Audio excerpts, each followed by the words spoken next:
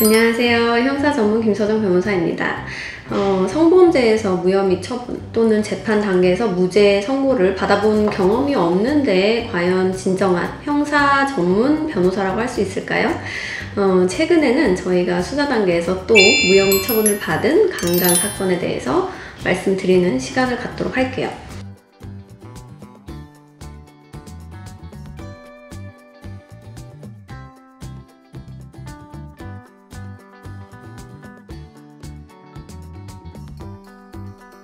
사실 저희가 과거에도 성범죄에서 무혐의 처분을 다수 받아왔었는데요.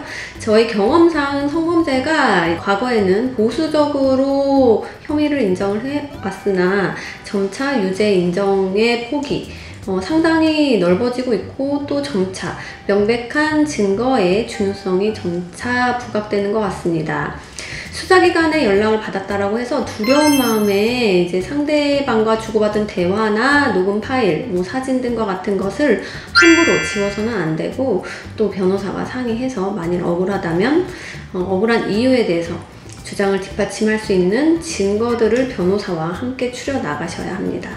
그럼 사건 경위에 대해서 바로 말씀드리겠습니다. 개인정보상 구체적으로 말씀드릴 수는 없고 이제 간략한 내용만 말씀을 드릴게요. 사건 경위는 만남을 주선하는 앱을 통해서 저희 의뢰인과 상대의 여성이 서로 호감을 갖게 됐어요.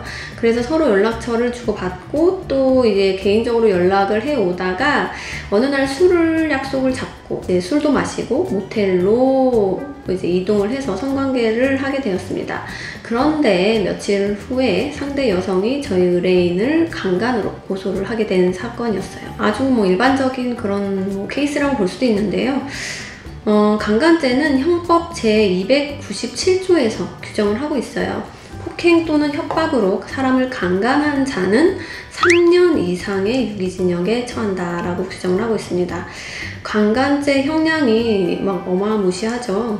징역의 끝이 없는 거예요, 사실은. 근데 이게 최소 3년 이상의 징역이기 때문에 죄질이 나쁠 경우에는 징역이 최근에 초범이라고 하더라도 피해 여성과 합의가 없다면 3년, 4년 이렇게 실형이 선고되는 추세입니다.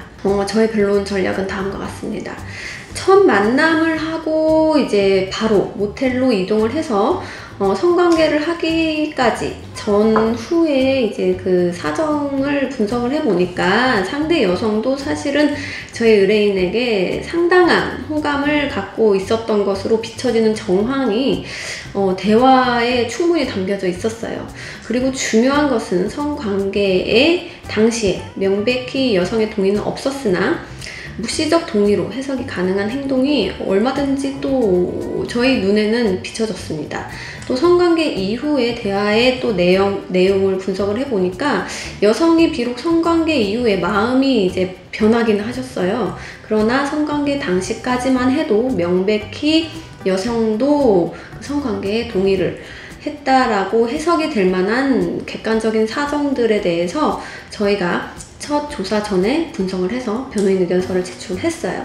그리고 첫 조사 시에 저희가 이제 추가로 또 이제 의견서를 제출을 해서 수사를 받으면서 현출이 된 그런 내용들을 바탕으로 추가로 변호인을 의견서를 써서 촘촘하게 반박을 해 나갔습니다. 그 결과 경찰 단계에서 무혐의 처분을 받아서 불송치 결정을 이끌어냈습니다.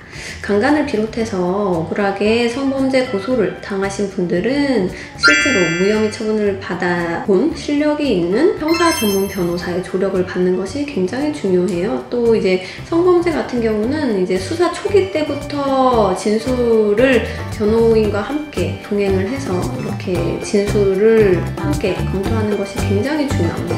그럼 다음 영상에서 또 찾아뵐게요. 감사합니다.